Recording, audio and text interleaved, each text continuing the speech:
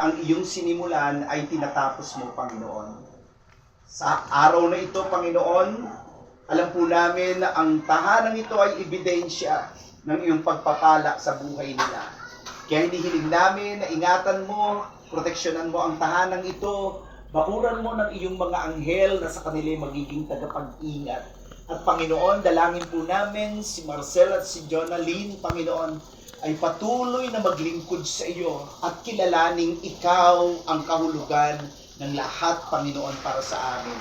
Salamat po, O Diyos, sa pagkakataong nagkasama-sama kami sa lugar na ito at dinadalangin po namin na basbasan mo ang tahanang ito ng iyong kapangyarihan at amin pong sinasaway ang lahat ng paraan at plano ng kaaway sa pangalan ni Jesus. Sa pangalan ni Jesus, in the name of Jesus. Bless this house, Lord. Today, we recognize your presence in this place, O God. Ang iyong presensya, ang iyong banal na espiritu ang mananahan sa tahanan ito. Ang pagpapala ay dadaloy at dadaloy sa tahanan ito. Sa pangalan ni Jesus, sa pangalan ni Jesus.